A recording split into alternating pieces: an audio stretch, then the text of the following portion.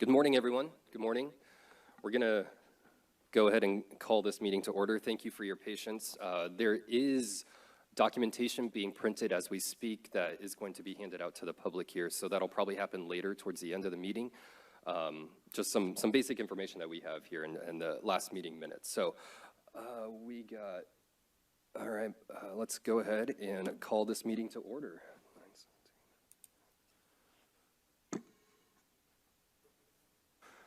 All right, board members, thank you all for coming. This has been a meeting that's been needing to happen as far as resolving some of the board meeting minutes from the past two times. Now that spring is here, California does have a law that says we can grow hemp.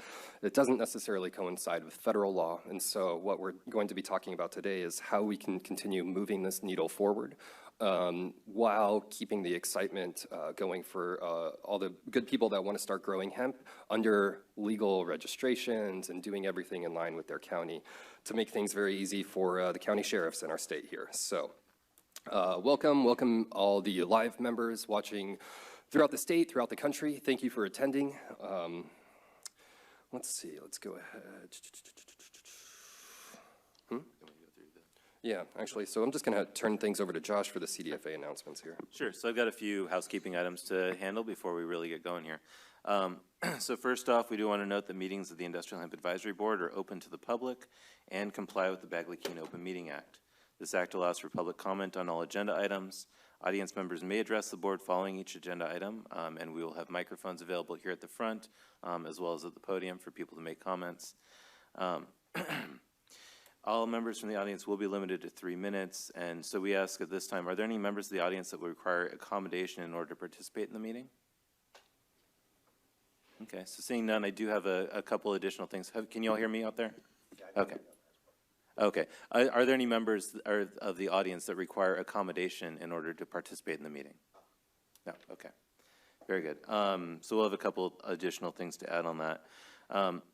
I do want to note there's a sign-in sheet in the back for those of you who get a chance. We do request that attendees sign in. It is not mandatory for attendees to sign in order to participate in public meetings, but it does help us with minutes and also helps us with communications to interested parties. So we do ask your assistance by signing into the meeting. And I do also ask if you could please try to write legibly. We had a few names as I was going through the last minutes that were a little difficult to read. So thank you for your help with all that. If we can go around, Eric, I do have a couple more things, but if we want to go around and do introductions from the board members and people up here. John Rulak, founder of Nativa. There's a button there. Lawrence Serpin, Board of Directors, HIA, and President of Hemp Traders. Van Butzek, Cooperative Extension Specialist, UC Berkeley. Allison Justice, Outco. Rick Garola, Tehama County Agricultural Commissioner. Jan.18, CDFA Interior Exclusion Program. I'm Joshua Kress. I'm the Program Manager for the Nursery Seed and Cotton Program here at CDFA. My name is Eric Carlson, International Hemp Solutions. Dave Robinson, Sheriff of Kings County, representing the California State Sheriff's Association. Richard Soria, Pest Control Advisor and retired horticulture instructor. Tom Pierce, Manager of Cooperative Cotton Ginning in the Kings County and Fresno County. And since there's a lot of people here, we will not go around the room and do introductions for everyone. We'd be here all day, but thank you all for attending, as Eric already mentioned. And we do have a couple of members that unfortunately were not able to be here with us today due to other engagements. Valerie Milano and Matt McLean, as well as Carl Pfeiffer, who's on our staff who would normally be attending, he's out of state today. But we do thank you to everybody who's able to be here.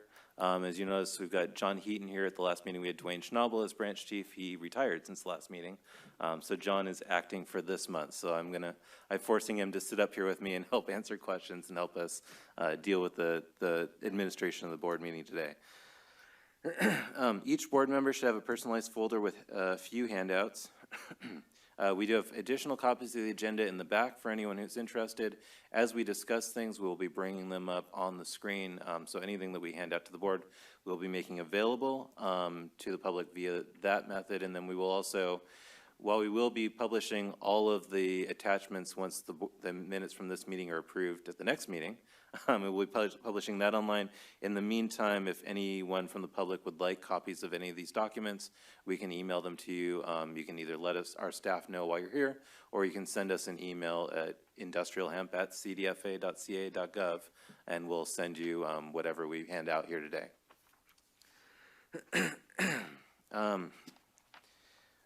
Just to note for the board members, we do have the board member list that's posted online. There's a copy of that, and there should be a copy of that in your folders. Please take a look at it, make sure we don't need to make any changes.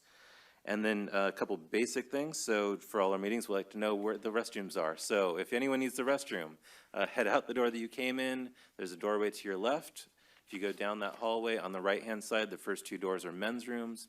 Around the corner, there's a women's room to the right, and then there's also stairs at the end of that hallway that lead to another women's restroom. If you need a drinking fountain, again, out the door to the left through that doorway, and on the left-hand side, there's a drinking fountain. We also have some water bottles in the back for anyone who's interested. Emergency exits, so again, back out that door, to the right, out the front doors. In the event of an emergency, everybody heads to Capitol Park across the street. And that's where we reconvene over there to make sure everybody made it out safely. I think that covers that. We apologize for not having refreshments and coffee, but we're not allowed to do that in this room. So, you know, hopefully you all had your coffee this morning and will be able to make it through this with us. We don't have any breaks scheduled on the agenda, but we will take breaks, and Eric's going to mention one that we'll be taking a little later on here today. So we'll take breaks as requested or as needed. A couple items for board members. All members, you should have received notification regarding your Form 700 for this year already. So that's your disclosure of conflict of interest. That form is due by April 1st, so please complete it online. That's the process now. If you have any issues, Kathy Vu is our contact here for the board, and so she'd be happy to help you. All the board members are familiar with her, so please let her know if you run into any issues filling out that form. We also have a few forms that a few board members we needed your signature on, including travel forms and some other things. So Kathy should be going around and talking to everybody who's here and trying to get those. So please touch base with her if she hasn't talked to you, just to make sure you have everything in order. So I mentioned earlier public comments. We will have opportunity for public comments throughout the meeting, as well as an opportunity for general comments at the end. So as we go through, we will open it up for public comments during each agenda item, as well as if we have a pending board motion. We do ask that people please keep comments pertinent to the item or motion. At the end of the meeting, we also have an opportunity for additional comments for things that were discussed here at the meeting today, or for any items related to this board that are not on the agenda. And so we will have specified moments for those, and we will let everyone know. Because we have a large number of attendees and we want to give everyone an opportunity to speak and also not be here all night, we will be limiting commenters to 3 minutes. We will have somebody timing. I apologize for that, but you know, we will try to provide warnings as the time limit's ending. We do appreciate your consideration as we try to provide everyone with an opportunity to address the board.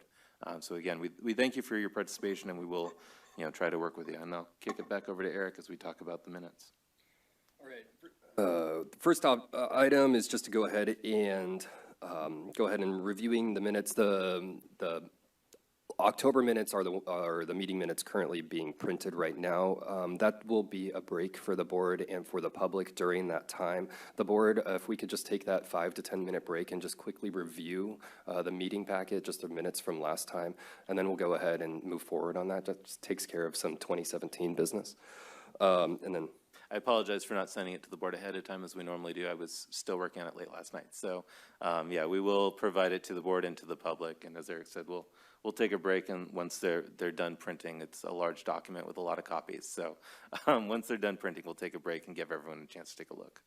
So please take it home, and if you discard it, please recycle it, because it's a lot of paper being printed right now. So, but the June meeting minutes to the board has been online, and we've had sufficient time to talk about that, to review that. So there has, we do still need to make a motion to, so I go ahead and I make the motion to go ahead and accept the meeting minutes from the June 29th meeting. Is there? I second. Second. And is there any discussion from the board for those meeting minutes as well? I know, a little out of sight, out of mind. And we do have to open it up for any public comments regarding only the June 29th meeting minutes that are found on the CDFA website. It's actually pretty informational. A lot of other information, talked about some other states going in there. It's a really good document just to review. So we'll go ahead and go forward, and that we will go ahead and knock out the October. Call a vote. Yep, and go ahead and call a vote. So we got the second. And go ahead and call a vote. So All in favor? all in favor? Aye. 1, 2, and all in nay. Any Okay. opposed? No.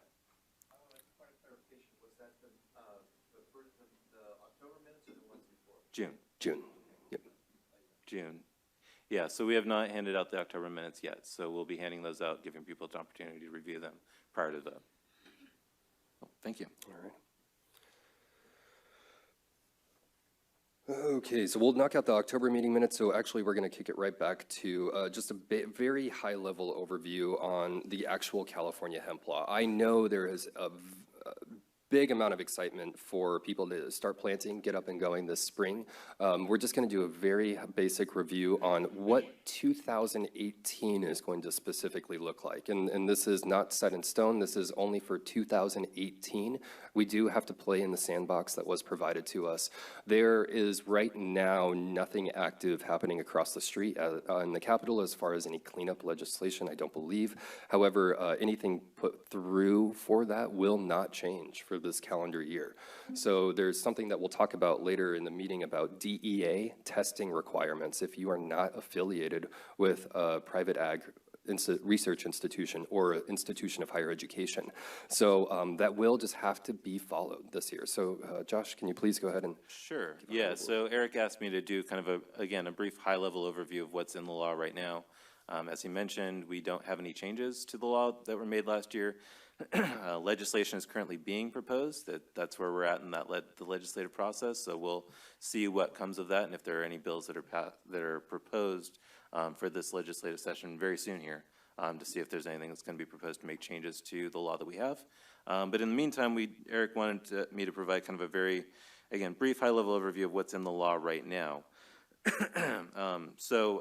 We have copies of the law for the board members here. There's a copy of it on our website if anyone's interested. But I'm just going to kind of briefly make a few points, and then I'll be able to answer any questions if anyone has any questions on that, so that way we can try to make sure we're starting off and we're all on the same page on what we're working with here. So first off, the law that was originally passed back in, I believe, 2013, it took effect January 1st of last year. That's why we have a board here. One of the things that the law does is establishes an industrial hemp advisory board to advise the department on the department's activities regarding industrial hemp as far as registration and enforcement. The law creates a registration program for commercial cultivation and for seed breeders. It requires registration with the county agricultural commissioner for both of those. It sets application requirements and a requirement for payment of a fee. We'll be discussing those two things very shortly here. And then it exempts it defines established agricultural research institutions and then exempts such institutions from the registration requirements in both of those sections. The law also sets what cultivars may be grown in California by people who have registered to commercially grow industrial hemp. It exempts seed breeders and established agricultural research institutions from being required to use those approved seed cultivars. It also provides the board with express authority to limit those approved seed cultivars if it so chooses. And there's a procedure in the law that allows for that. At this point, the board has chosen not to make any adjustments to that list. Excuse me. The law requires the department to establish a registration and renewal fee, which we had a motion on at the last meeting. I'll discuss that in a moment, for the registration of commercial growers and seed breeders. And again, exempts an established agricultural research institution from that. The fees are collected by the commissioners and then forwarded to the department.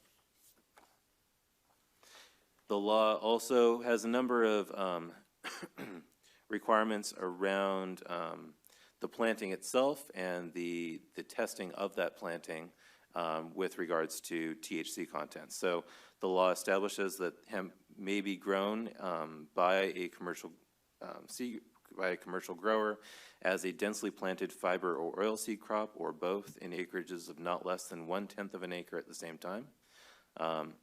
It also requires seed breeders only grow in acreages of that are not less than 1/10 of an acre at a time, and as a densely planted crop as well. It exempts an established agricultural research institution from those requirements.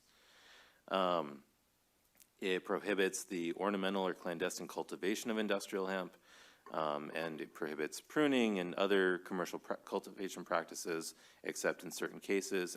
And then, as Eric mentioned, it provides some guidelines on requirements for sampling and testing for THC content that are specified, and that the test must be performed by a laboratory that's registered with the Federal Drug Enforcement Administration.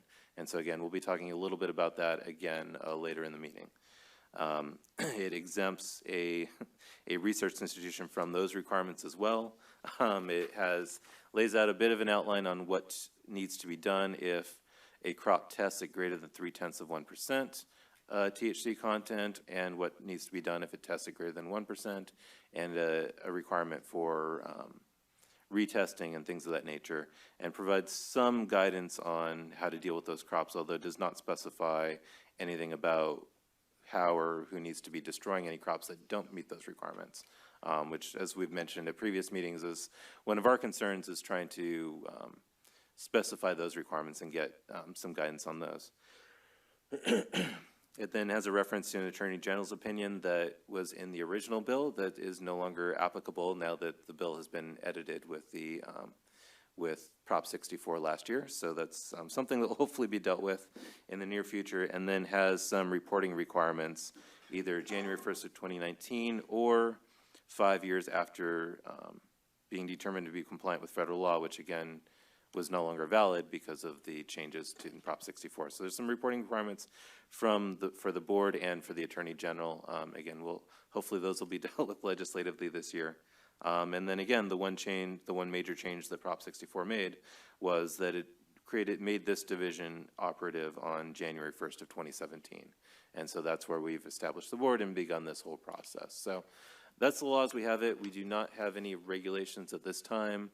And I'll be talking about that in the next agenda item, but I do want to open it up if there's any questions or comments on the law and the overview that I provided, and anything that we might be able to clarify as we move into this conversation. Sure. We have a microphone. We'll have Kathy come over to you. I apologize. We're going to try to ask people to use the microphone. We've got a large room. We also have people at home, so we'll try to make sure that everyone can hear you. Is it working? Okay. Has anyone found any elevated THCs in any industrial hemp crops? Because it's been growing for many years now in Kentucky, in Colorado, in South Dakota.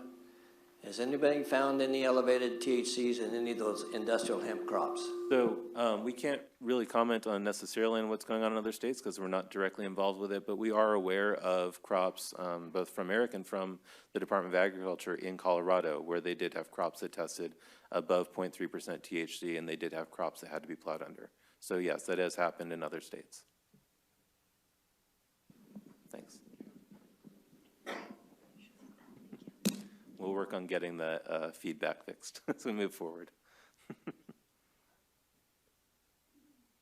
Hey, Kathy, we've got a question in the back, looks like.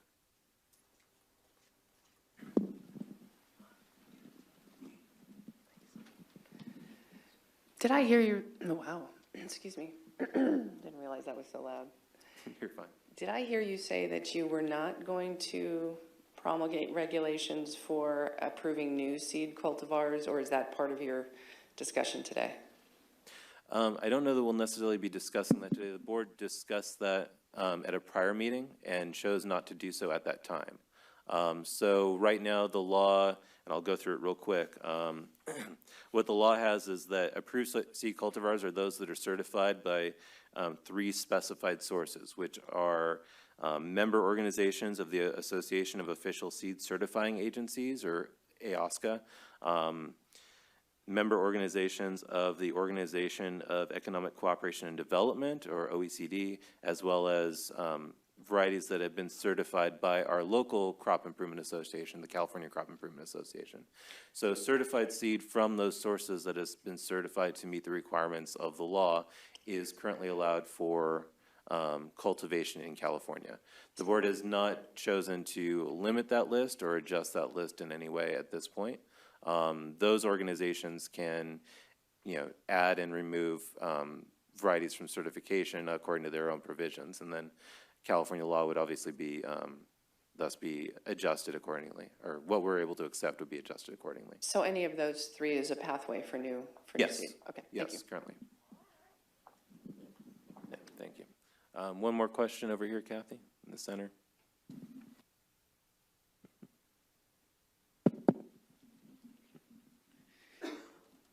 Just a really brief question. You may have already covered it, but what exactly is the URL or where we can review the minutes from each meeting? Sure. So our website, honestly, the easiest way would be to just do a web search for CDFA Industrial Hemp, and you can find our main website.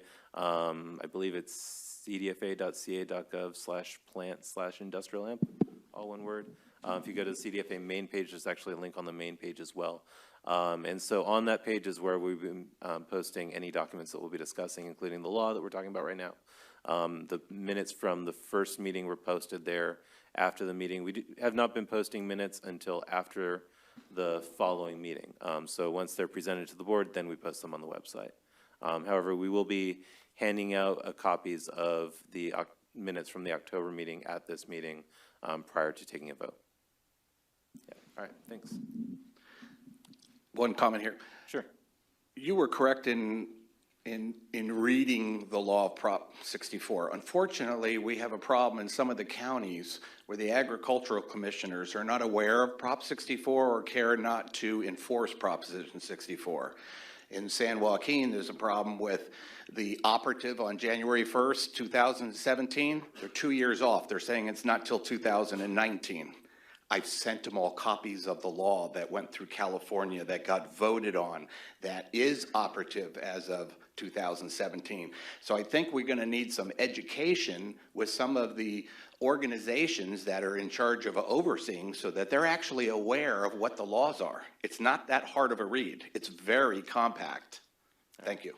All right, thank you. We can discuss outreach and education under the next topic of program activities.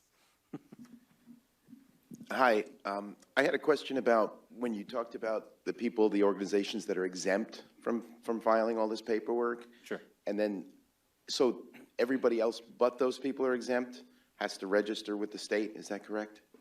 Yeah, so the law is specific in which activities are required for which parties. So there's basically three kind of categories that you would put a cultivator into.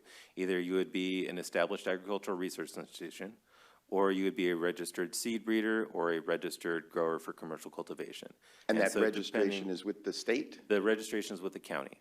With the county? With the county, which is not yet available. That's something that we're actively working on. I'll be talking about that in a minute. Okay, and does the county have the ability to ban that like they do other?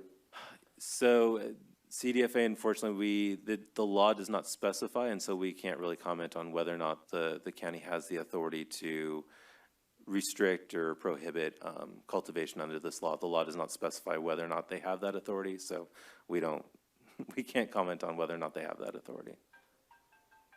Okay.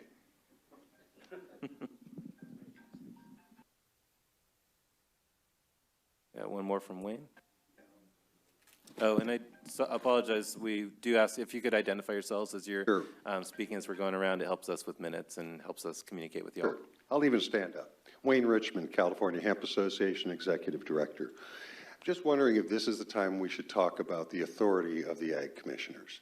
There is much confusion out in the field about what their authorities are under the California law, under what their authority is under Section 7606 of the Federal Farm Bill, and whether or not they are empowered themselves to file for a DEA permit on behalf of their local farmers.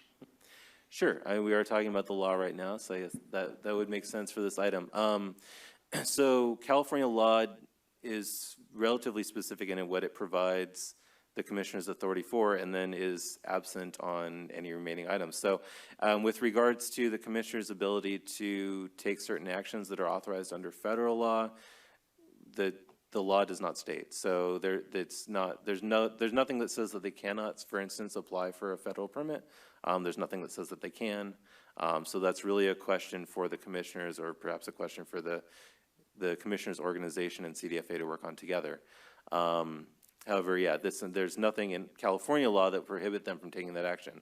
This law is specifically with regards to registration and actions taken with regards to registered growers. And so this law does occupy the field on that. Anything that's outside of the scope of that, even if other laws reference this law with regards to activities on industrial hemp, there's nothing in here on those things. And so those would have to be discussed probably on a case-by-case basis until we got some clarity either through legislation or regulation. Does that answer your question? There appears to be clarity from your own Secretary of Agriculture. Okay. On the site, and that's why there's confusion. Right. So, as you know, on the site, it clearly states the registration fees go to the state, and yet all local activities are registered with the local county ag commissioner. Right. And I've talked to numerous attorneys who are of the opinion that for 7606 compliance, and that's all I'm referring to right now, Right. that if you look at the way the Secretary of Agriculture of our state operates, which is different than every other state and different than what was anticipated under the Federal Farm Bill, which included state agricultural commissioners.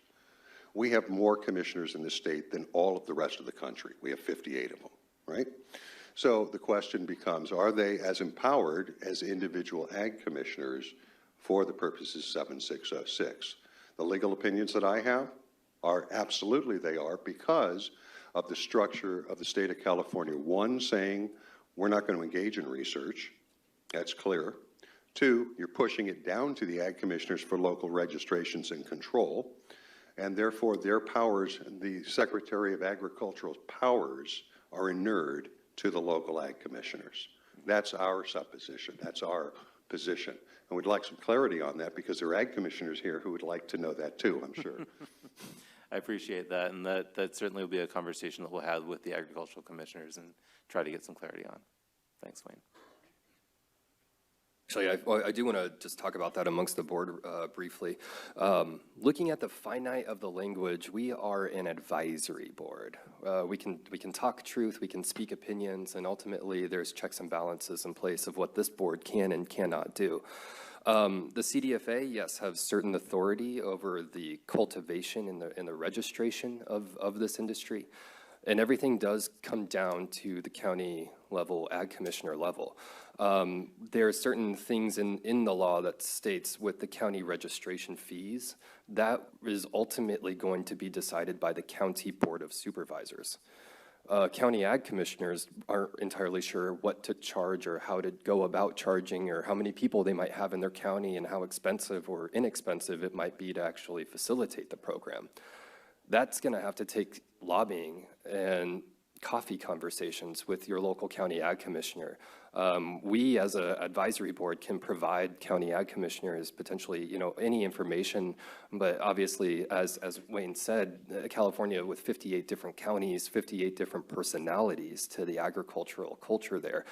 So how does a county ag commissioner, like my fellow board member Rick there, how does Rick know what to go about in facilitating the requirements under the state law? That really does come down to the county council making a lot of that decision. That county council would be strongly benefited by talking with the CDFA legal department. Just getting those two minds just to kind of hash some things out. The advisory board can do as much as we can as far as advise. Really, when it comes down to putting ink on paper as the public, as the board wants to see happen, a lot of these decisions have to be made in the local counties at the county ag commissioner level in conjunction with the county board of supervisor with the advice of the county council, if that makes sense. A lot of coffee conversations. Is there any other discussion? Well, I want to add one more thing. So for the board members, we have somebody listening online upstairs. If the board members could make sure you're kind of close to the mic, that way everyone at home can hear you. It's apparently a little quiet on the webcast. So if y'all, when you're speaking, if you could get a little close and make sure everybody can hear you upstairs, that'd be great. Thanks. Josh, were we able to get a representative from the DEA today? No, and we'll be talking about that in a minute. Okay. And just to real quick, and to Wayne, as we know, county, like attorneys, private attorneys are finding out, county ag commissioners may or may not be able to go ahead and file the DEA form. Anyone can file the DEA form. It's ultimately if the DEA is going to allow that form to be passed. That is a question I don't believe any county ag commissioner in California has pursued with. I do know turnaround time is usually 8 weeks minimum right now just to get a response back. So start the conversations. Is there any other questions amongst the board? Any other public comments before we move on? Yeah, Eric, Tom Pierce, I've got a question. What I hear you saying, and take for instance Kings County, the Board of Supervisors and the Ag Commissioner agree. Who else has to come into this to allow a farmer to plant industrial hemp this spring? Who else has to be involved in this decision? So what they're discussing right now is the ability to import. As I mentioned earlier, the law covers cultivation and requires that growers register with the commissioner in order to cultivate. In order to do that, we have to have regulations that I'll be talking about in just a moment. So right now, they cannot register yet with the county agricultural commissioner to grow. So the only organizations that would be able to plant in the ground right now would be those that are currently exempt from registration, which would be an established agricultural research institution. And so as we mentioned in previous meetings, the exemption for an established agricultural research institution, well, it's an exemption, and so we, you know, my point was that it's for the institution. It's not necessarily, it doesn't specify that it has to be grown, for instance, on the institution's property or anything of that nature. If the board later would like to get more specific on what that definition means, without restricting it in a way that would change the definition, we can discuss that later. But right now, a established agricultural research institution, as defined in law, is allowed to grow industrial hemp without registration. It'd be, what I'd like to request is a list of those colleges, universities, institutions of higher learning that are willing to provide that MOU or the steps to go through. Yeah. Have to be. Well, I'll talk about, in just a minute, I'll talk about a little bit about what the conversations that we've had so far and where we've been at on those and what we're aware of that's going on, and then we'll see if anyone else, unfortunately Valerie's not here to expand on what's going on at her institution and in her university system, but we'll be able to talk a little bit about that issue. Thanks. Thanks, Tom. Okay. We did have one additional Yeah, comment. I have a quick question. Yep. I'm George Mull, President of California Cannabis Association. Last spring, we created the California Hemp Agricultural Research Center as a way to become an established agricultural research institution. The definition, when it says established, it's a drafting error in that nothing about established is in the definition itself. So we, as an agricultural research center, can kind of declare ourselves one, and it doesn't need to be an institute of higher learning, and it doesn't need to be public. So it looks like there's a loophole there right now. It also appears that because California never chose to go the route that other states have with the Secretary of Agriculture, that only institutions of higher learning or connected like that can be involved. Doesn't that automatically cause every single grower to have to go under that path, and therefore every single grow would be exempt from all of the registration requirements? It doesn't seem like there'd be a path where you would be subject to registration. Are you talking about the importation of seed? No, I'm talking about, well, anything. Every single exemption for many of those testing requirements, the seed, the need to plant closely rather than spread apart, all give exemptions to activities under an established agricultural research institute. Right. But since that's the only way you can grow anyway, isn't every single grow in California exempt? So a couple things that you touched on. So the definition of an established agricultural research institution is very general, it has a few specific requirements. And so at the last meeting, we did have a motion from the board to pursue regulation to provide at least a little bit of structure and guidance to the county agricultural commissioners and local enforcement in ensuring that those who claim that they have an exemption actually do qualify for that exemption. Again, as you mentioned, it is fairly open and fairly broad, but there are a few specific requirements in that definition that the organization has to maintain land or facilities for ag research, and that's basically, that's pretty much it. They have to maintain land or facilities for ag research, and it has to be in a private or public institution or organization rather than an individual. So there's not a whole lot there other than ensuring that the planting itself is actually being done by someone who meets that definition. So that would be what would need to be done in order to confirm that, and that's what we're going to be proposing regulations on, is to try to help the commissioners enforce that and make sure that it's being done consistently. Now, as far as who can grow, so again, right now registration is not yet available, and I will be discussing that shortly. Being the question about who can grow under federal law, so there have been a couple conversations we've had at previous meetings as far as California law is not exactly in line with federal law. Federal law does not allow commercial cultivation.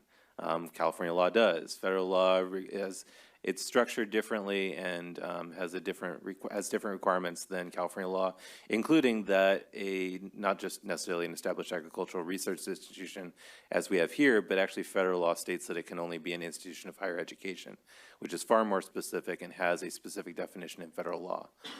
So there are discrepancies there as well.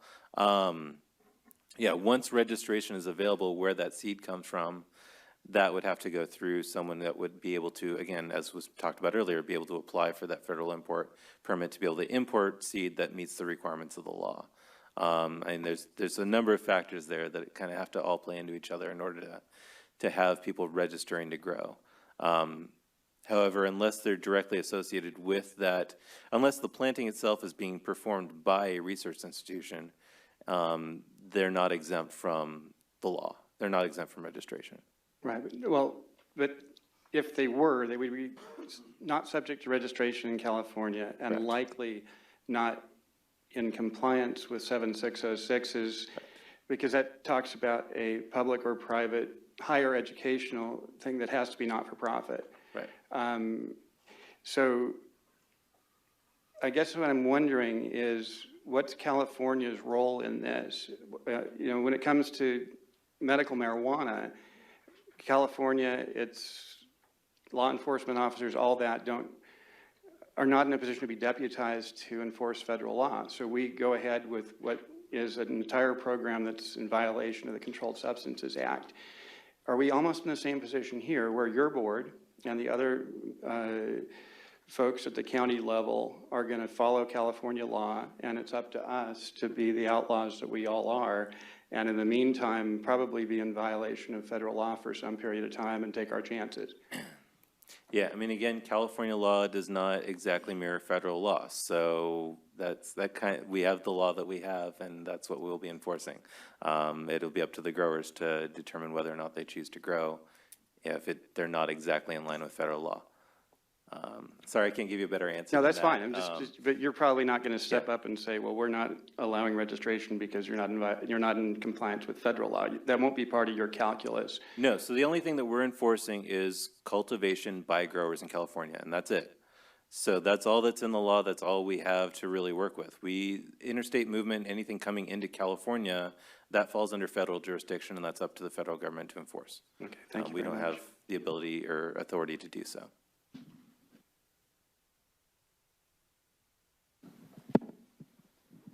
Hi, Chris Marconi with Red Tail Ranch.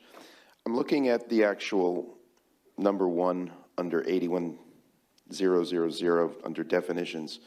And it says a public or private institution or organization that maintains land or facilities for agricultural research, including colleges, universities, agricultural research centers, and conservation research centers.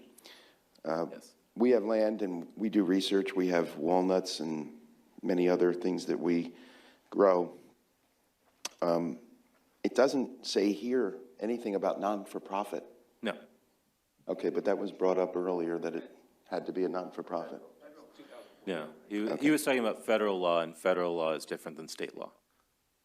Okay, but a public or private or institution or organization that maintains lands or facilities for research, can anyone just go set up an LLC that's a research LLC?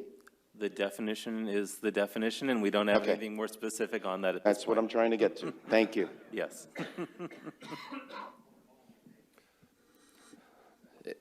And to the board as well, from what I'm finding, the more we define, the more we have to hold public meetings and craft regulation around.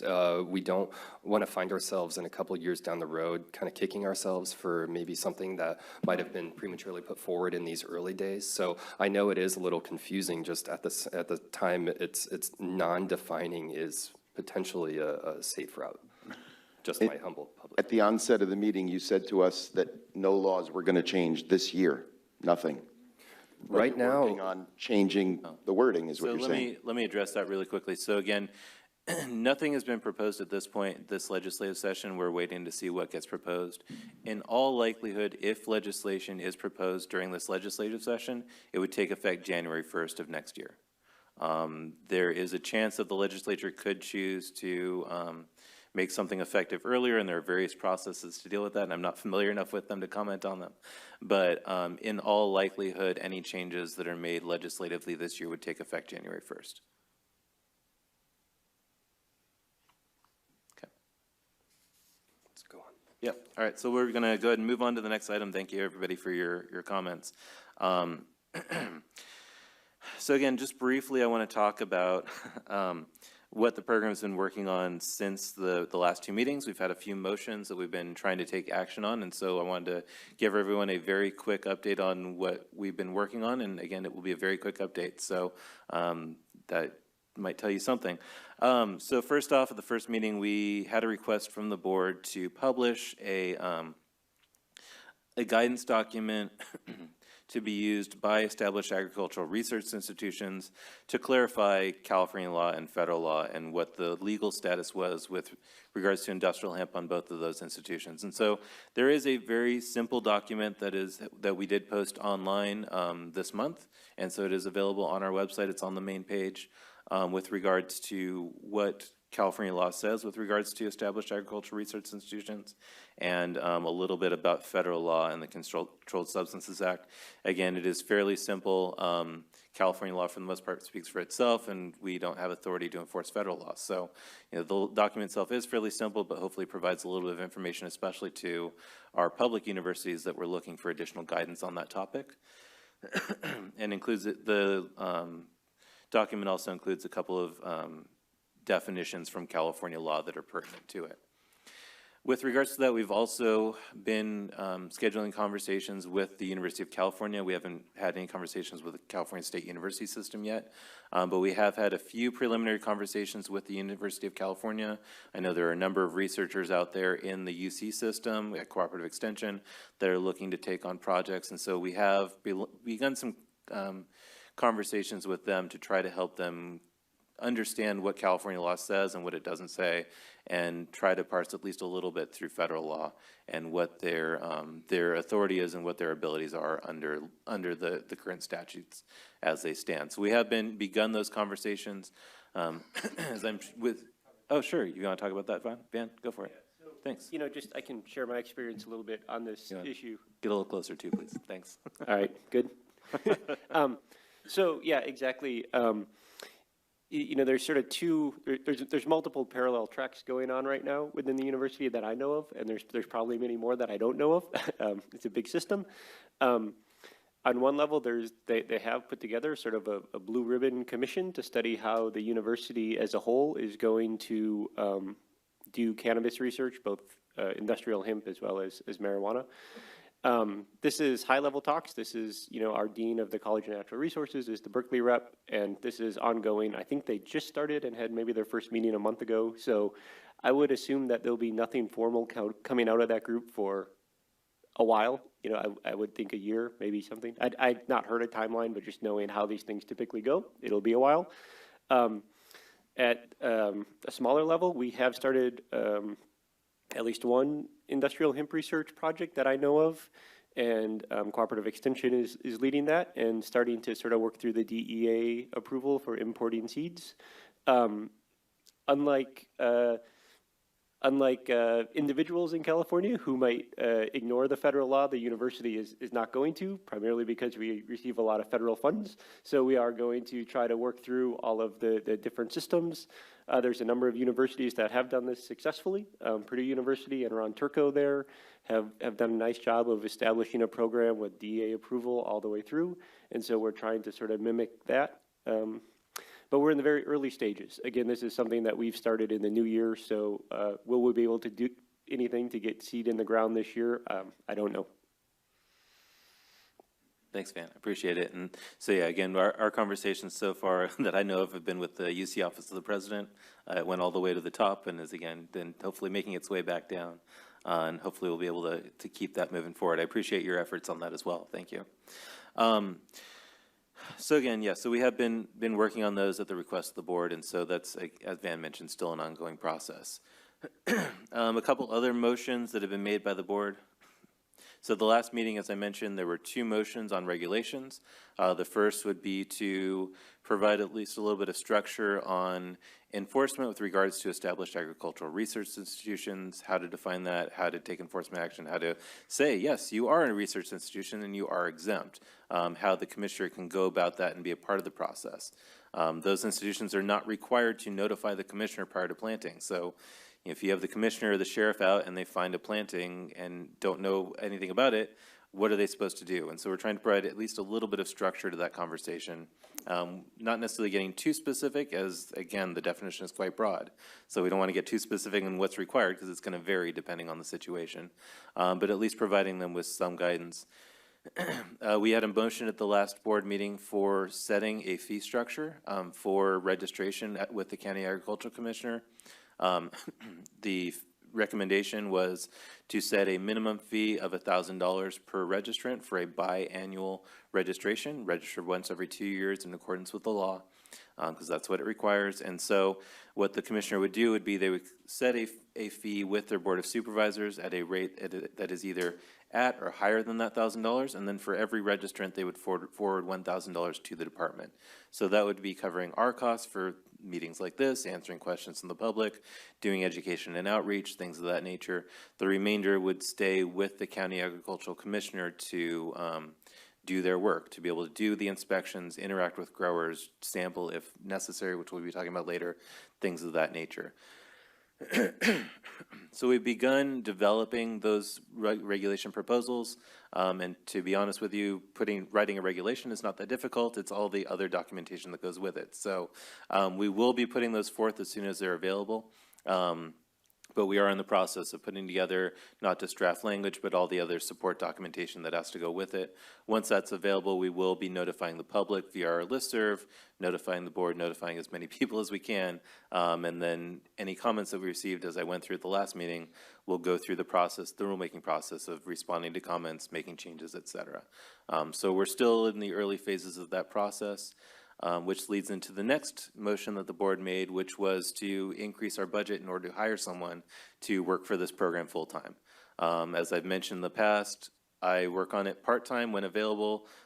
Kathy works on the board on this program part-time when available. Carl does. All of us had full-time, full-paid jobs before starting this program, and we were not provided with any specific funding or positions to be able to do all this work. And there's quite a bit of work, as I'm sure many of you in the room know. We get a lot of inquiries from the public, probably from people here. And we get a lot of inquiries both on the phone and through email that we try to respond to in a timely manner. We are trying to develop regulations, put together meetings, write minutes, things of that nature. So there's quite a bit of work. And so because of that, the board was thoughtful enough to put forward a motion for us to increase our budget for the current fiscal year and hire someone. So we've started that process. We've actually done the interviews, and we'll move through the the civil service hiring process as quickly as it allows. Sometimes that can be quite slow, but we'll try to move quickly. It's certainly a priority for me to be able to, not just to be able to do this work, but then to also be able to do all of my other work.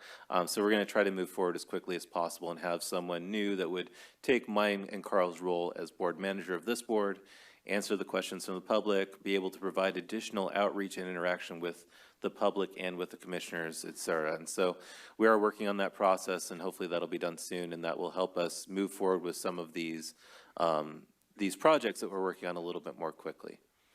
Other than that, I'm trying to think of other motions that the board has made or other actions that we've been taking. Like I said, the conversations with the UC, conversations with the commissioners and with the public as they've come up. We do recognize that there's a need for additional education, both for commissioners and their staff and for the public. And so as we hire someone to work on this, we will be moving forward with that as well. But at this point, our main goal is to try and hire someone to work on the program and be able to do all this and then continue to move forward. So that pretty much covers the program activities. We'll kick it out for public comments. Eric, I don't know if I'm missing anything you can think of. Yeah, motions regarding this agenda item? Just if there's anything that was missing as far as past actions, that I think I covered it.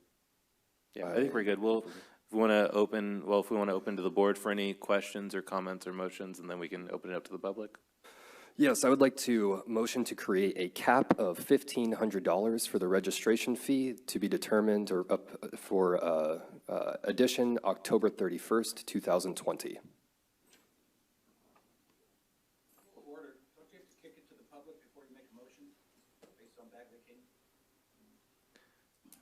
Bagley Keating doesn't specify public comment before a motion.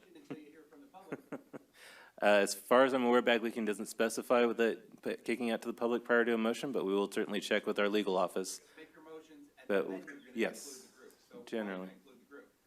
We will have an opportunity for public comment. So Eric proposed a motion on, if you can clarify and specify what you're proposing. I motion to create a $1,500 cap for the registration fee to be up for determination October 31st, 2020. So you're talking about a maximum fee for the counties to be able to charge? Correct. Of $1,500 per registrant? Correct. Yeah, question on that. Are you saying, so 1,000 of that would go to the state and the maximum the county can get would be $500 more? Because the last motion that we had said a minimum of $1,000. Based on unknown variables, we do not know if a county may feel the need to charge over $5,000 for a registration fee. I think it would be prudent and fiscal for the board to cap that registration fee for a limited time.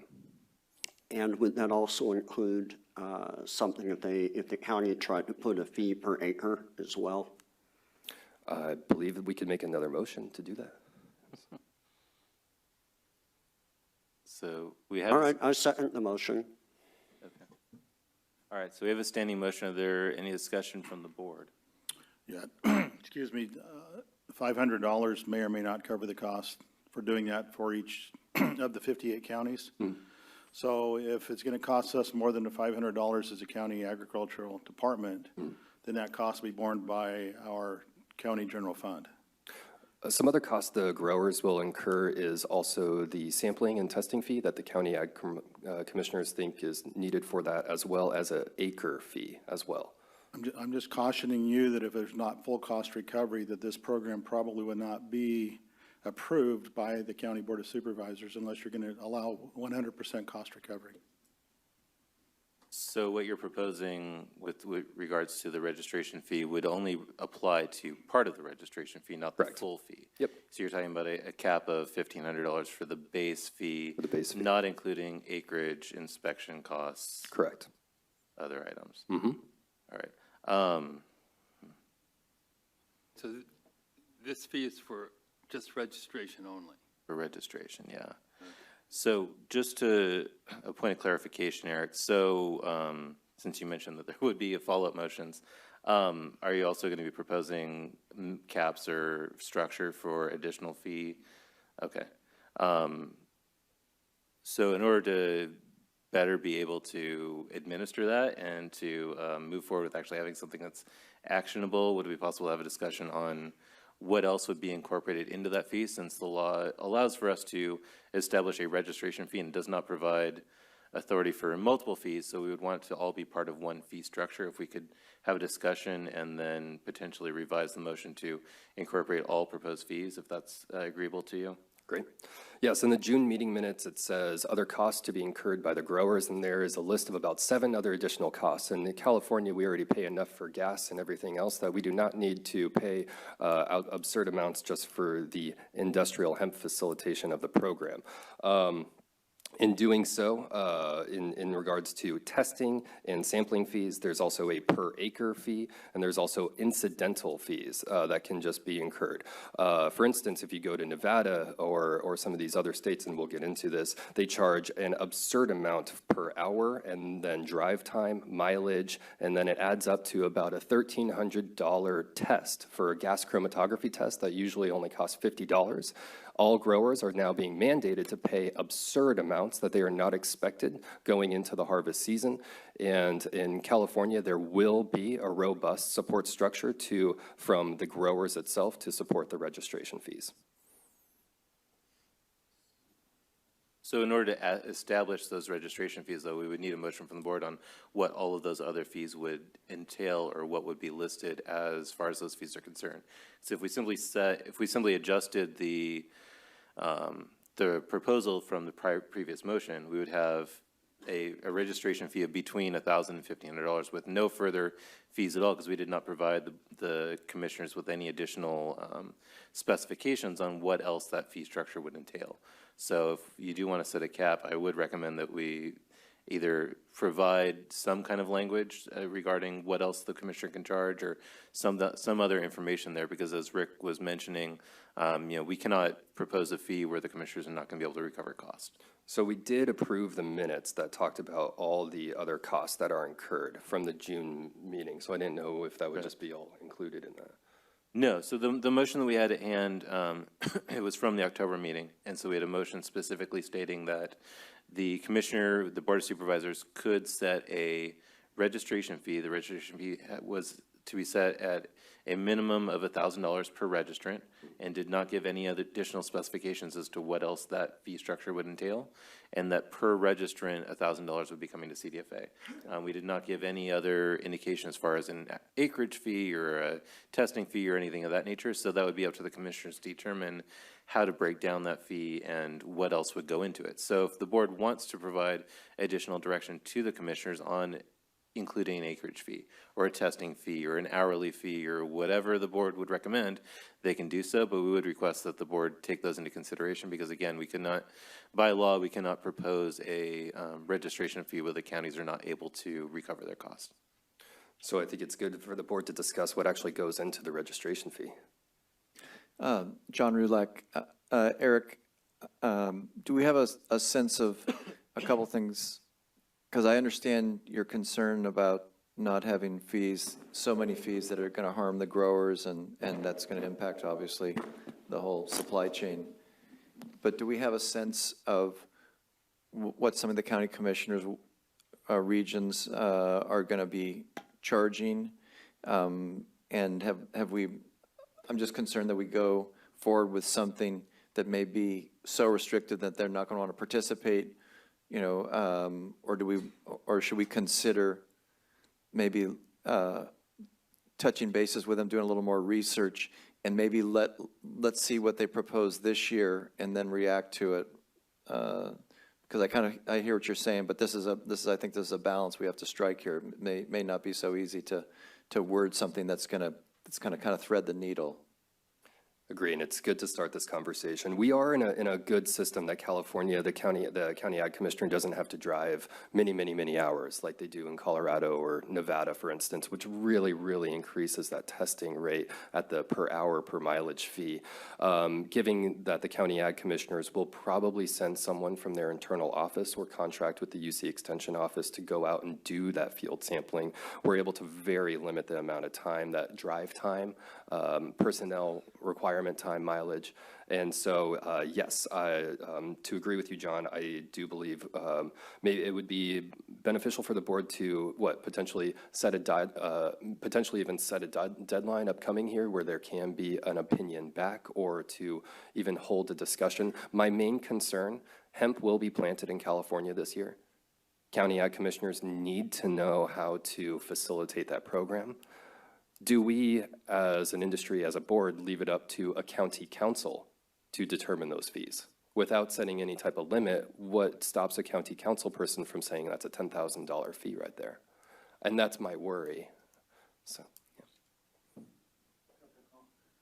A couple comments on what you just stated. County councils don't set our fees. We make a proposal recommendation to our Board of Supervisors based on a time and motion study for the actual cost of administering the fees, the travel time. But until we know exactly what our role is going to be as an agricultural commissioner or the Department of Agriculture for each respective county, and correct me if I'm wrong, but the act of sampling the product, that's not even delineated to be our function. We don't know what we're going to be doing throughout this whole process. So you're asking us to give you an estimate, and we don't know until I know exactly what role we're going to play and what aspect throughout the entire process. We won't be able to give you any estimation until we know how much time it would actually cost us. Now, Rick, for us to understand the roles that you need in that information, is that coming from advice from this board? Is it coming from CDFA legal? Where do we, as an industry, as a board, better prepare your county board of supervisors and you, so you can understand how to? You would need to, each county could vary in their answer, so it's going to be county by county. Okay. And so you would bring that up at the next county board of supervisors meeting? Or that's how that process would officially, because the county board of supervisors would be the ones to ultimately say, yes, this is the fee then. Correct. I'm currently going through a time and motion study for my entire fee process that I charge for all of my program fees. So, set at a hearing, introduce the ordinance, we conduct a public hearing a couple of weeks later, and then the fee schedule is adopted approximately 30 days after the board adopts the fee ordinance. Okay. But again, we need to know how much time and what our respective roles are. And until we know that, we can't give you an accurate estimation. Any other discussion? Rick, are you saying information like how much sampling you'll need to do, if you have to do sampling, what sampling intensity, all those will be variable or factors on the time that your staff are required to spend implementing this law? Correct. Over here. I was just going to add, so we discussed this a little at the last meeting, and Rick can certainly expand on it, but all the fees that the County Agricultural Commissioner charges, they do, as Rick mentioned, they have to justify what the actual cost is, and then that is discussed and approved by the Board of Supervisors at a public meeting, which we did include in our proposal, or in the proposal that came from the board, in order to ensure that it was still part of a public process and that there was opportunity for public comment, and ensure that there was some oversight to what the Board of Supervisors was proposing, again, as Eric mentioned, to make sure that it was not out of line with what the actual cost of the program would be. Yeah, we didn't provide more specifics than that, so if the board did want to provide additional specifics, we could, but again, that's up to the board on what you all would like to propose. Eric over here, Dave Robinson, Kings County. One of the concerns that I would have is you set it too high or you set it too low, and if the board has the option to allow or not allow industrial hemp in the county, if it doesn't recoup the costs involved, they're just going to say no, and which is not what we're trying to do. Is we're trying to set up a process by which they say yes. And so I would be concerned about setting it too low right now to say, oh, well, it's a capped at this. Counties vary in their distances. If you're in Riverside County, there's some long drives to go inspect something, and in some rural counties in Northern California, they won't be able to contract with other people. They might have to do it themselves, and so there might be a little bit higher costs. And so I would just caution that I think we have to be really careful with the fee structure at this point until we see the actual regulations to know what people are going to be required to do. I know we're all anxious to get the growing started, but we also don't, it's taxpayer dollars. And if we set a structure that doesn't recoup taxpayer dollars, are we really doing ourselves justice at any level? And so I would just caution that I think we have to be really careful with the fee at this point, not knowing exactly what the role of the ag commissioner will be. And because if the ag commissioner doesn't get enough money to cover his costs, they reduce it from the sheriff's budget or another budget that's a general fund funded budget. And so it has impacts that trickle down. And then you might get into, okay, well, we couldn't hire a deputy sheriff position because we had to give a couple $100,000 to the ag commissioner to cover their costs. And so there can be those trickle down effects that I just think that we have to be really careful with. We go through a process similar, you know, in Kings County where you go through the master fee schedule and you have to justify every minute, mileage, et cetera. And there's a public hearing where our farmers can come in and say, that's too high, that's too low, that's whatever. And I think some of these things need to be left at that local level for those local boards to be held accountable to it. Because if you set it here, you know, they're gonna pass the buck and go, hey, sorry, it was set somewhere else. As an elected official, if I'm not doing my job, I want the voters to vote me out. As an elected board member, I expect the same from our voters locally. If they're not doing their job and they've set exorbitant fees, they need to be voted out if it's not reasonable, if it's not consistent with other farming operations. So I would ask that we table it at this time until we know exactly what their role will be. I think, you know, all of us on this board are looking forward to keeping the fees as absolutely low as possible. But I do think we need to leave some at that local control level so that way they have the option to have a little bit of control to make sure at least their minimal costs are covered. Thank you. Yeah, this brought up really good discussion point, and Rick, thank you to your point here. And so let's keep hammering forward on who is sculpting the regulations or the framework that the county board of supervisors, your department, and the county council needs. Is that, because this board is simply an advisory board, so who is crafting this regulation to put on ink? So there's a couple parts to that. So this board advises the department, CDFA, on what regulations we would enact. So as far as we are required by law to set a registration fee or registration fee structure, and so the board advises us on what the statewide framework would look like. And then from there, it would be up to what was proposed at the last meeting was that from there, we would set a minimum fee structure to ensure that CDFA recovered costs. But we pretty much delegated the authority to the counties and to the Board of Supervisors to set fees at a local level through ordinance, or I'm not sure if it's actually an ordinance when you set a fee, but whatever the structure is to set a fee at the local level. And so there, again, there's two parts there. Number one is CDFA sets the overall framework for the counties, and then the counties work within that framework. At the last meeting, we left that framework very open and said it includes a minimum of $1,000 that's to be redirected to CDFA, but otherwise we did not provide them with additional guidance on what would be included in that fee structure. And we left that down to the county level to then determine what that is for their individual county. Again, due to the variation in county costs across the state. So if the board recommended to CDFA to make the CDFA make our regulation more specific, then the counties would be required to abide by whatever our regulation is.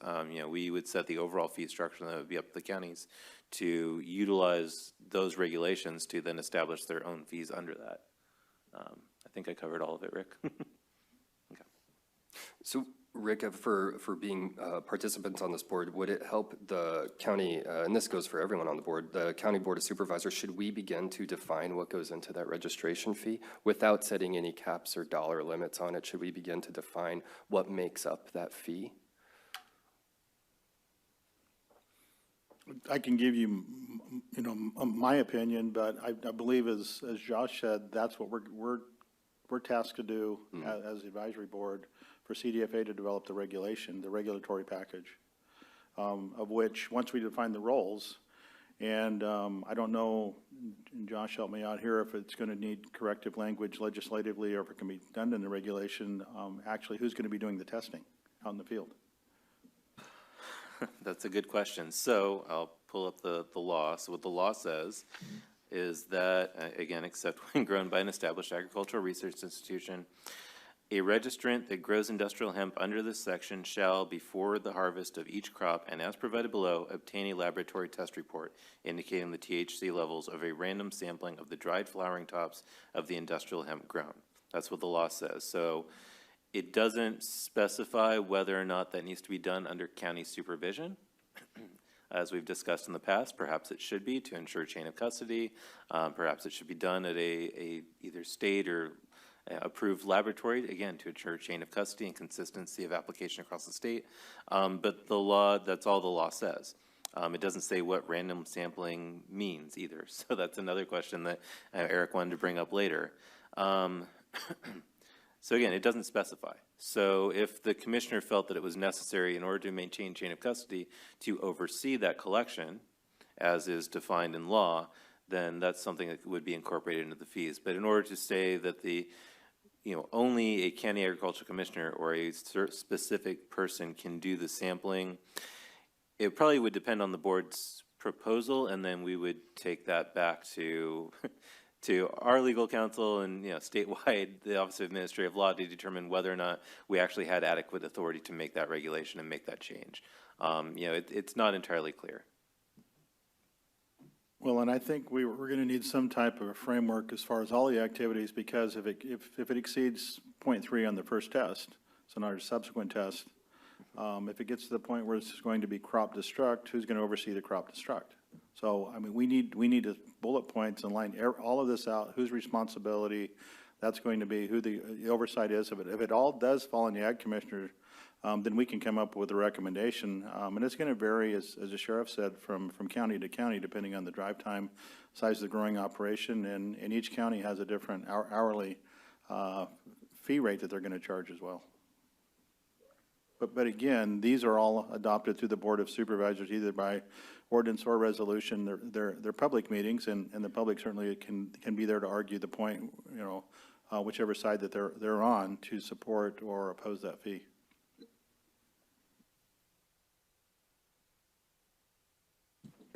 Yes, so after a good discussion, I believe we do need to table this motion. It brought up a lot of good questions on facts we do need to find out, as far as, is there any preliminary information we can get from the Office of Administrative Law to that we can sculpt proposals that could get right to them from the board? And would these proposals, these would not be motions, these would be a proposal.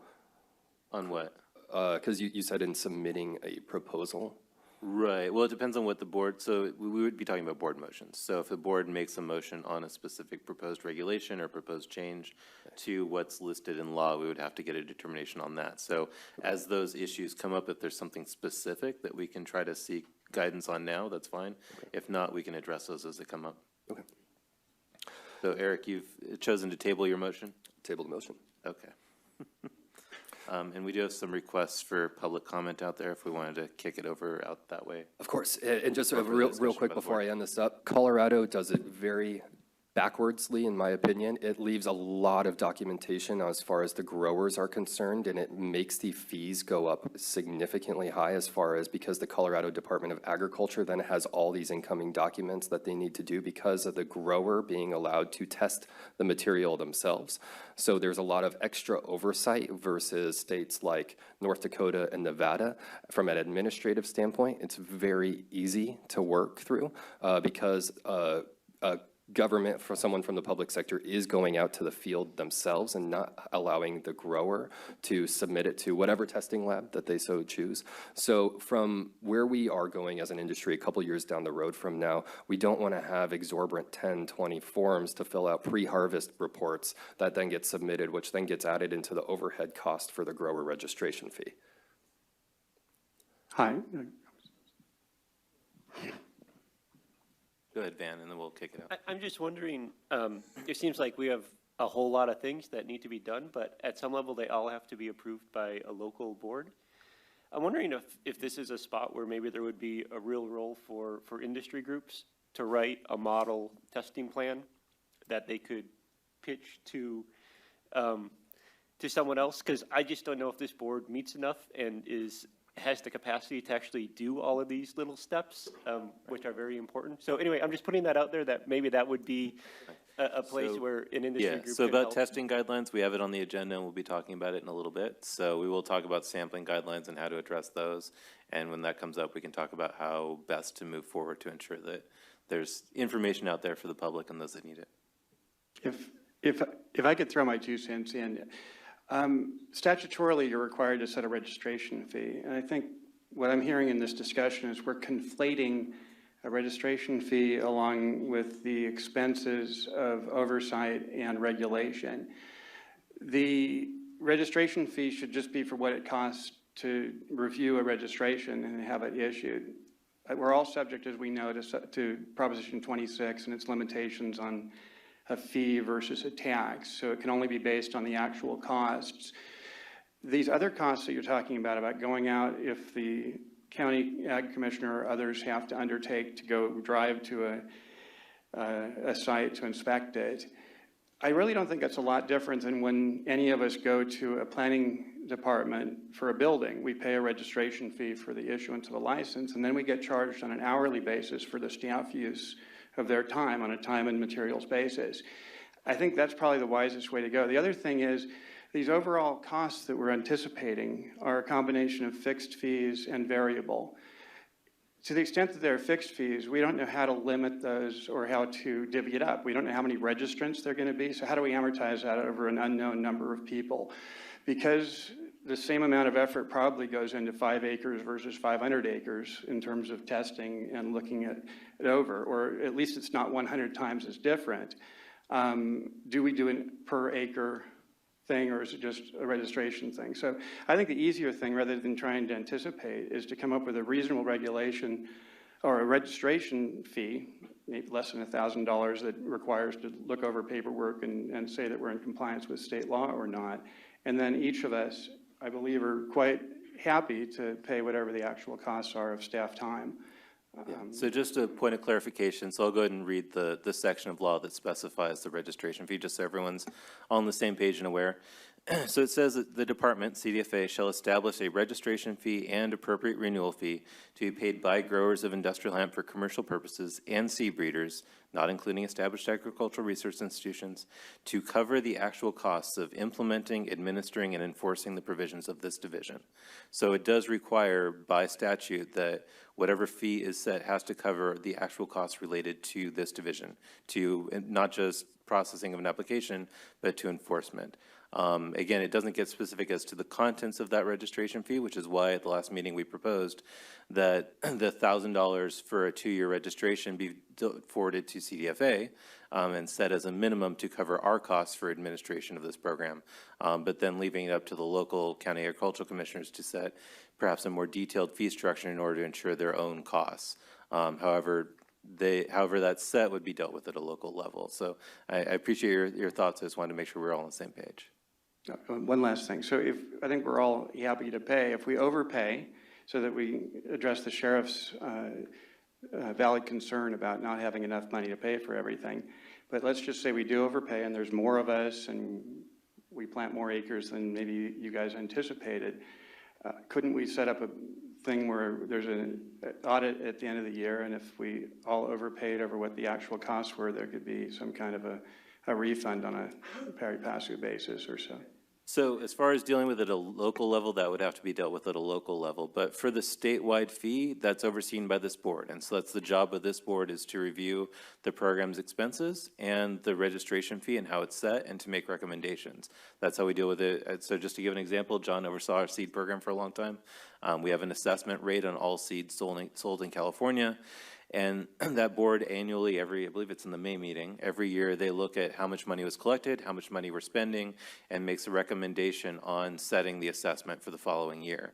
And so that's continuously reviewed, and that's one of the specific statutory duties of this board, is to review the fee structure that we establish.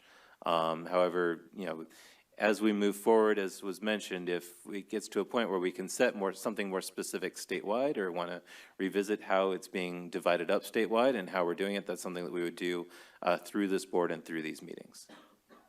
Thank you. Hi, my name is Karen Dixon. I'm with Schiavi Seeds, and we produce certified industrial hemp seed right here in these United States. And I would encourage the board to consider looking at Kentucky's grower application packet as at least a starting point.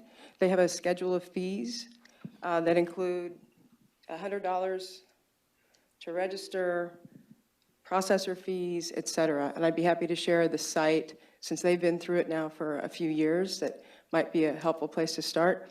And the other point I'd like to make is that in Kentucky, the testing protocols for hemp are set forth in great detail in the European Union and at the OECD.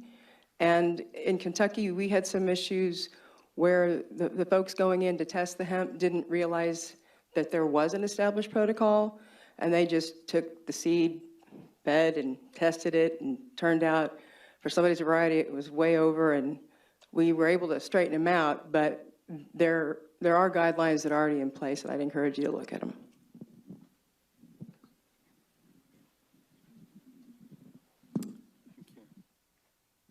As Sheriff Robinson said earlier, we want to keep the prices down for everybody.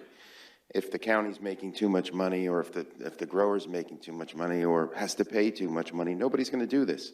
And the whole point here is to get this through, right? Why not let a new industry come out? This is all a new industry in California. There are independent testing labs that are testing cannabis all over the state now. I'm sure they'd be more than willing to put some people in action that can drive to sites, do a certified test, turn it over to the county. Anytime that a county is doing this, it's going to cost a ton more money. There's no reason we can't have an independent companies throughout the state that go and do this testing and charge a much less fee and turn that over. Also, this is only a process that's done once it flowers, before harvest. This is only going to be a certain time of the year unless people are growing indoors, which I don't think is going to be practical for the growing of hemp.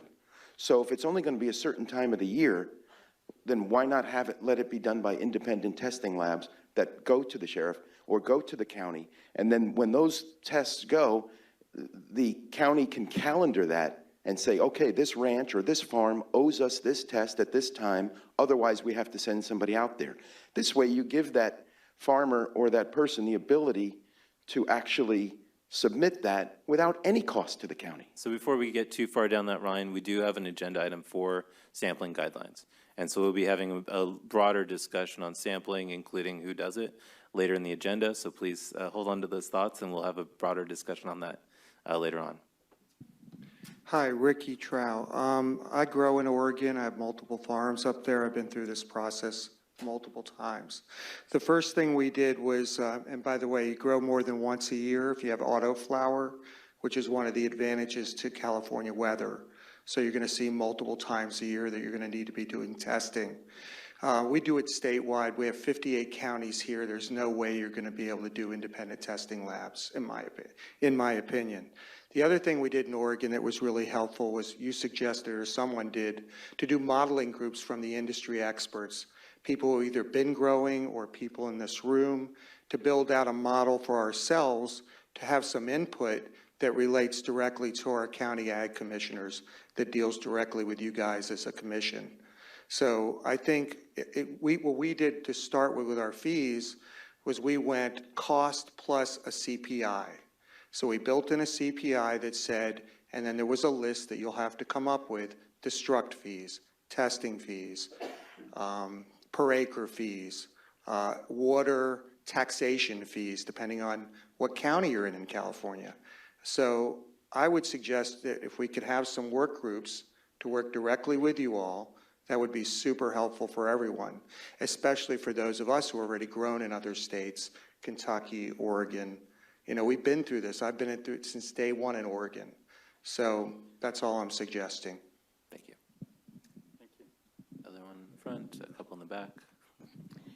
Yeah, one of the questions that I have come up on, and that is, okay, we don't really know what is going to be tested. We know they're going to test the flower and test it and say pass or no pass. Does that mean you have a section of hemp growing, you're going to have to plow it all under with only one test on that section of land?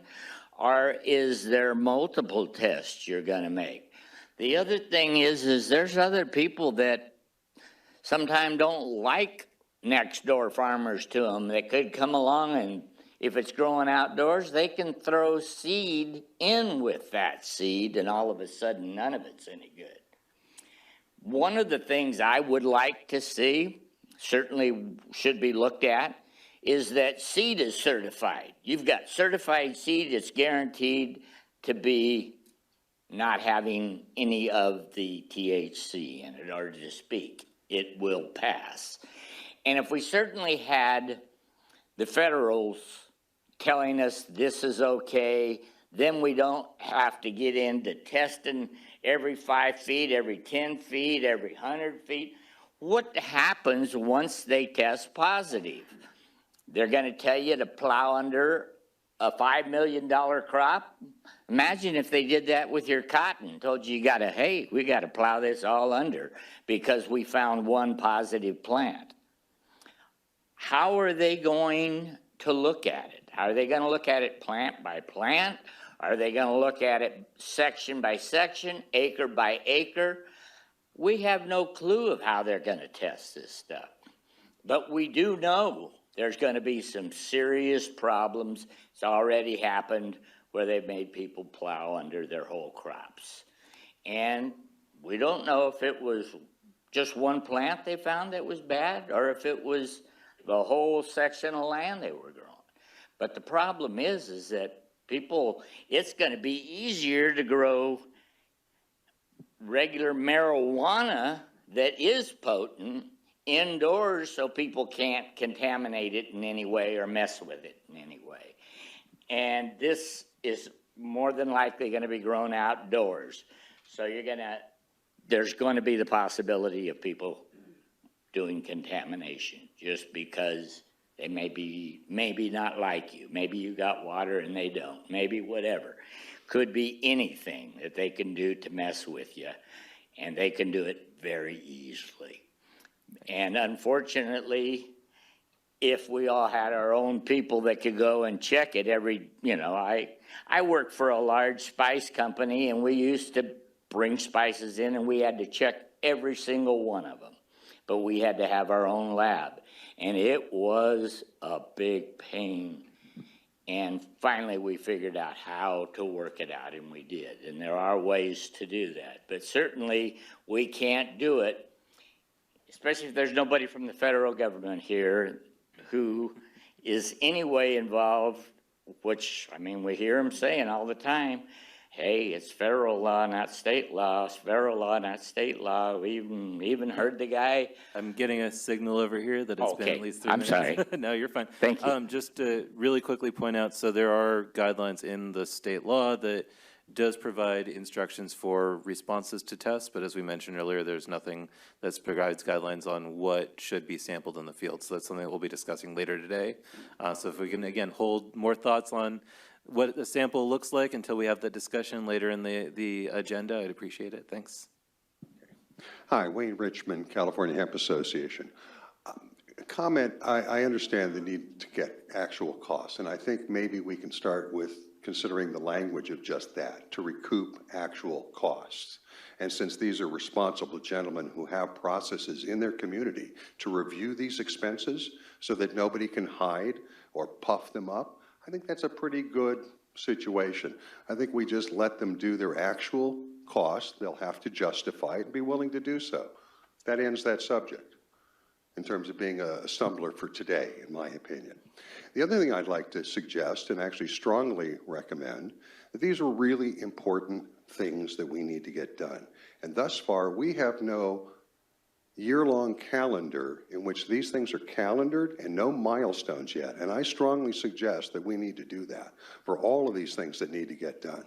And that too should probably happen today, if at all possible. Otherwise, we're just going to keep languishing through this until whenever. And that's unacceptable to everybody here. And many of you sitting right there, I know as well. So that would be my suggestion along with the actual cost recovery.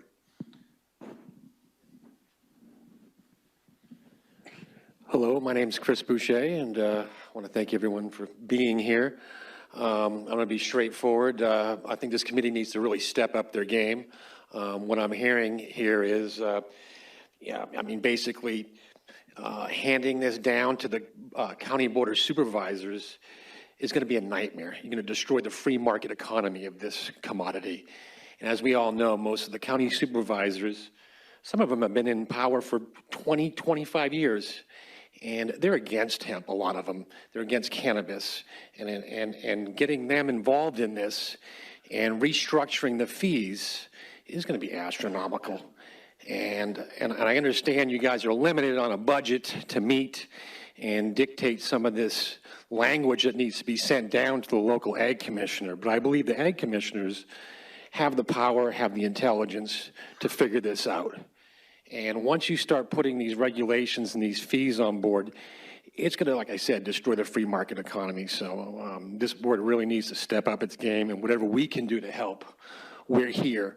And I appreciate it. Thank you. Hello, George Bianchini. To address a few of these issues, the California law on Prop 64 was defined with very limited language for a reason. 6 years ago, I sat on the board of Reform California. We started writing Prop 64. And the language that was put in there was meant to not be overridden with beyond reasonable means. And for instance, what we've discussed here so far, there's already the law that's been voted on by the people of California in a public initiative. You can only change it within a certain amount. So yes, you can do rules and regulations. But I think we're forgetting that the law turned this into a commodity. It is no different than growing a tomato or a corn or anything else. So fees should be somewhere in the range of what you charge folks for growing corn or tomatoes. I'm not sure exactly what those are. And even if it does require more in the way of taxes, I'm not against that. We've got to support the infrastructure of everything moving on here. But I think you need to really take a look at that language. It's very specific for the testing.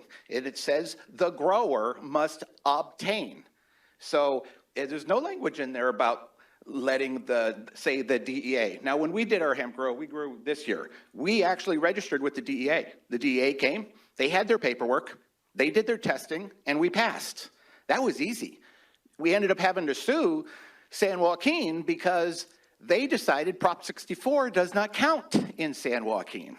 And they quoted the federal law, saying that this board has not come up with the rules and they won't be out until January of 19.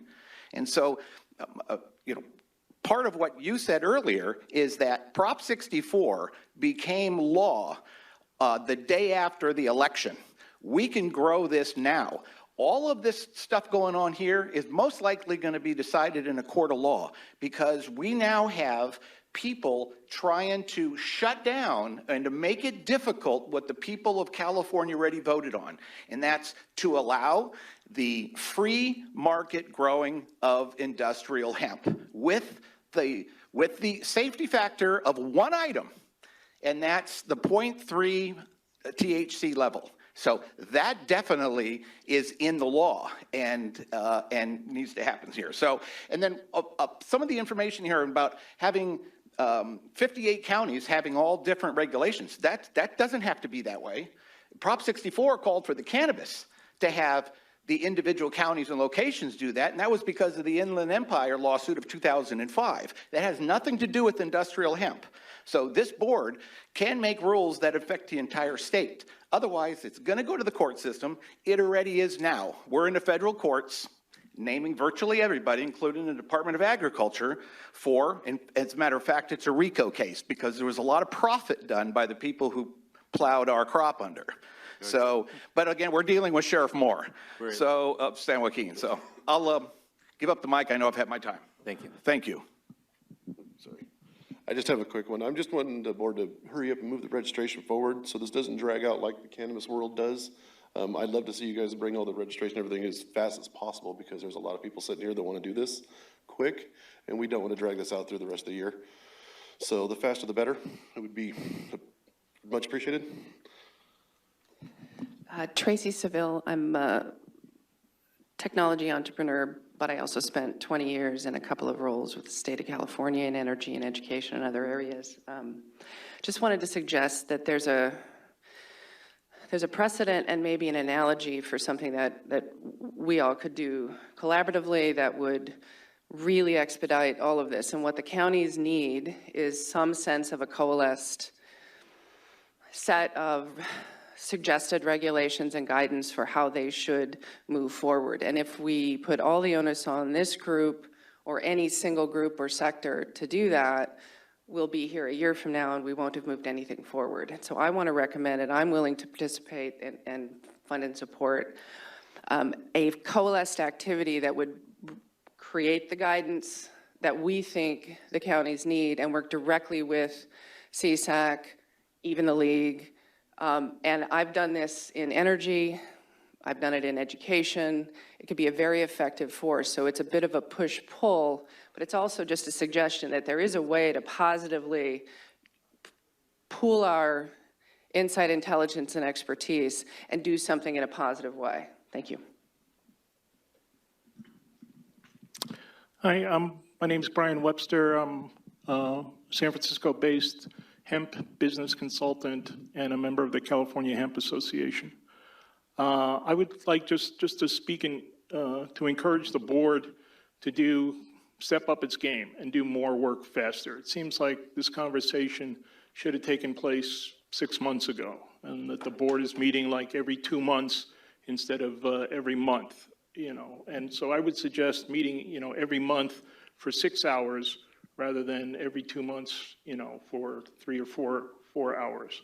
And I would definitely, people are waiting. People are waiting to pay taxes, get jobs and revenue from this new industry. And that's what it's all about. It's all about jobs and revenue, both for the state and for the counties. If there's a segment of society, that is ridiculous, like the DEA that wants to block it. But everybody else wants the jobs, the revenue, and the economic development coming from this green sustainable industry.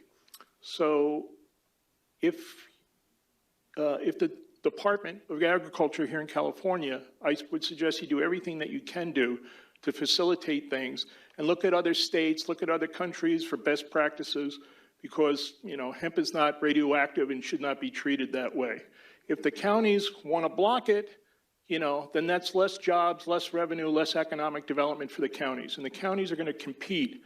And some counties are going to get a lot of jobs and a lot of revenue and a lot of economic development. And if, backwards people want to block it, they have that ability to. But I would encourage the board and me as an individual, the California Hemp Association as a group, would like to do whatever we can to support the board in its work to get more work done quicker and faster, so that the hemp industry we're waiting.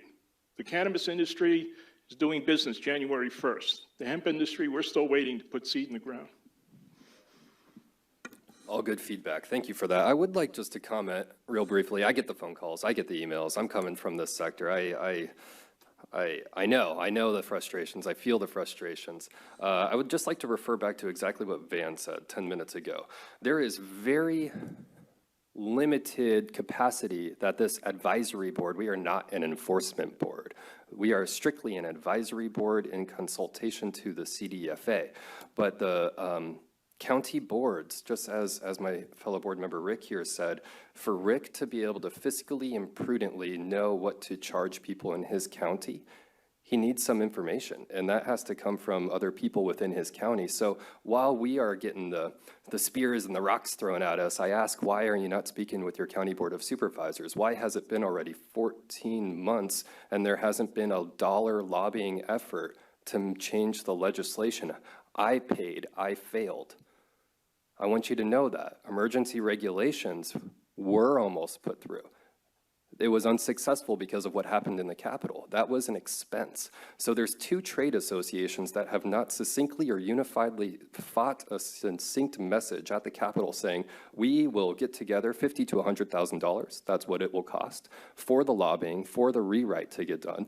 The marijuana side in this state is wonderful because they have lobbyists, A couple of them are in the room, actually. There's a lot of money funding private things that will allow for the change in legislation.